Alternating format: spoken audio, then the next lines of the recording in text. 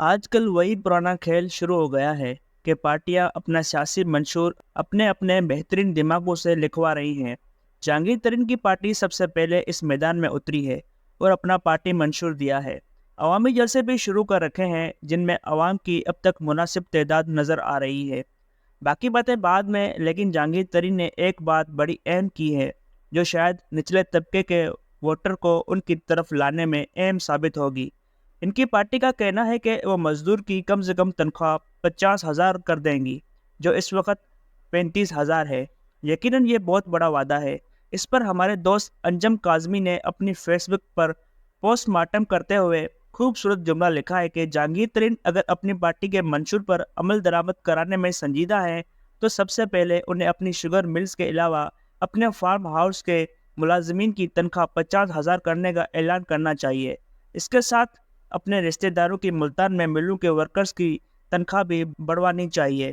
اس طرح ان کی پارٹی کے دیگر بڑے بڑے بلڈرز اور ہاؤسنگ سوسائٹی مالکان کو بھی یہی اعلان کرنا چاہیے تاکہ سب کو پتہ چلے کہ یہ نئی پارٹی کے لوگ کتنے سنجیدہ ہیں، اور اگر انہیں حکومت مل گئی تو یہ اپنے وعدے پورے کریں گے۔ مجھے یاد پڑتا ہے کہ ایک دفعہ پبلک اکاؤنٹس کمیٹی کا اجلاس ہو رہا تھا جس میں شوگر ملز مالکان کی طرف سے کسانوں کو گنے کی ادائیگیاں نہ کرنے کا معاملہ زیر بحث تھا۔ شوگر ملز مالکان نے روایت بنا لی تھی کہ کئی سال تک کاشتکار رولتے رہ جاتے تھے، سڑکوں پر ہنگامے ہوتے، ملوں کے باہر مظاہرے ہوتے، تو پھر حکومت جاگتی اور جب مل مالکان پر دباؤ پڑتا تو مالکان حکومت کو کہتے کہ ہمارے گوداموں میں سرپلس شوگر پڑی ہے، آپ ہمیں ایکسپورٹ کرنے کی اجازت دیں۔ جو ہی حکومت تیار ہوتی تو ساتھ ہی وہ کہتے کہ ہمیں اربوں روپوں کی سبسڈی بھی دیں۔ یوں سبسڈی لے کر جو ہی وہ چینی باہر بھیجنا شروع کرتے، ساتھ ہی چینی کی لوکل مارکیٹ میں شارٹیج کر دیتے، جس سے چینی کی قیمت آسمان کو چھو جاتی اور 2 ماہ میں اربوں روپے عوام کی جیب سے نکال لیتے۔ یہی کچھ اگر آپ کو یاد ہو 2019 میں ہوا، جب عمران خان دور میں اسد عمر نے رزاق داؤد کے کہنے پر چینی باہر بھیجنے کی منظوری دی، جس پر وزیر اعلیٰ پنجاب عثمان بوزدار نے وزیر خزانہ ہاشم بخت کو کہا کہ 4 ارب روپے ان مل مالکان کو دے دیں۔ ہاشم بخت نے اپنے بھائی کی رحیم یار خان مل کو فوراً 50 کروڑ روپے سبسڈی دے دی۔ اس مل میں گجرات کے چودھریوں کا بھی حصہ تھا۔ جہانگیر ترین اور ان کے ملتان کے ماموں اور دیگر کی ملوں کو بھی سبسڈی دی گئی، جو بعد میں ایک بڑے اسکینڈل کا سبب بنی اور ترین صاحب پر مقدمات بھی ہوئے۔ خیر، بات ہو رہی تھی پبلک اکاؤنٹس کمیٹی کے اجلاس کی، جس میں اس وقت کے سیکرٹری زراعت اسماعیل قریشی موجود تھے۔ کمیٹی ممبران نے پوچھا، کوئی ایسی شوگر مل بھی ہے جس کے مالک کے خلاف کسانوں کی کوئی شکایت نہیں اور انہیں وقت پر ادائیگی ہوتی ہے؟ اس پر اسماعیل قریشی صاحب نے جواب دیا کہ جہانگیر ترین کی شوگر مل ان 2-3 ملوں میں شامل ہے جو کسانوں کا پیسہ کبھی نہیں دباتے۔ فوری طور پر گنے کی ادائیگی ہوتی ہے اور کسان جہانگیر ترین سے خوش ہیں۔ اس اجلاس میں موجود تھا جس میں یہ بات اسماعیل قریشی صاحب نے کی تھی۔ اس بات کو 10-15 برس ہو گئے ہیں۔ اس کے بعد بھی ان برسوں میں کبھی نہ سنا کہ جہانگیر ترین کے خلاف کسانوں کو ادائیگیاں نہ ہونے پر کوئی مسئلہ ہوا۔ اگرچہ دیگر ملز مالکان حکومت سے اربوں روپے سبسڈی کے نام پر بھی لیتے ہیں، لیکن انہوں نے کسانوں کو ذلیل کرنے کا یہ رویہ جاری رکھا۔ اس لیے ترین صاحب کی ساکھ تو مارکیٹ میں موجود ہے کہ وہ کسانوں اور مزدوروں کا استحصال نہیں کرتے۔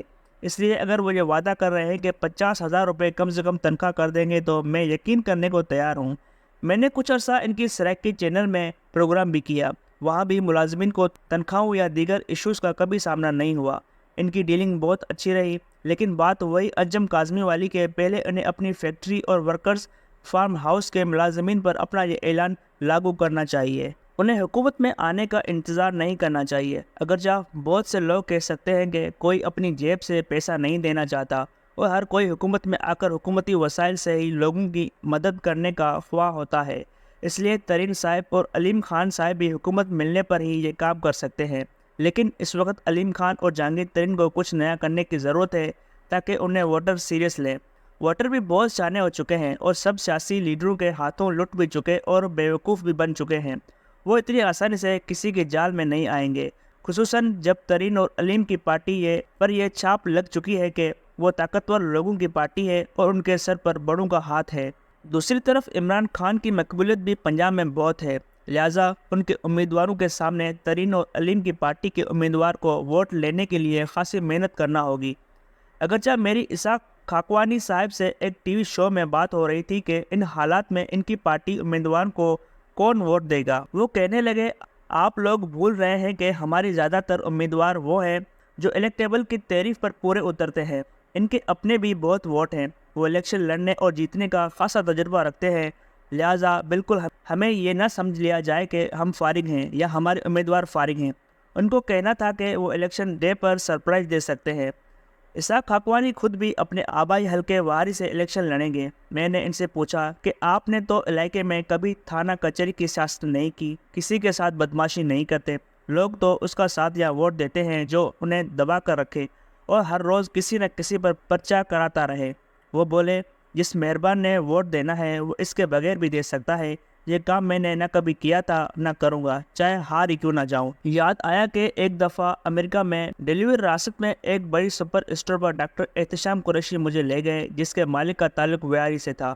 ان کا نام مقصود آرائی تھا۔ میں نے پوچھا آپ لوگ ویاری میں کس سیاستدان کو پسند کرتے ہیں؟ کہنے لگے اسحاق خاقوانی کو، جنہوں نے تھانہ کچہری کی سیاست کبھی نہیں کی، نہ کسی کے ساتھ زیادتی کی۔ مجھے پاکستان سے دور امریکہ میں مقصود آرائی کی یہ بات سن کر خوشگوار حیرت ہوئی کہ ابھی بھی کچھ لوگ موجود ہیں جو کسی سیاستدان کی ان باتوں کو پسند کرتے ہیں۔ خیر اس فلسفی کا اسحاق خاقوانی کو فائدہ نہ ہوا کہ وہ 2018 کا الیکشن ہار گئے تھے۔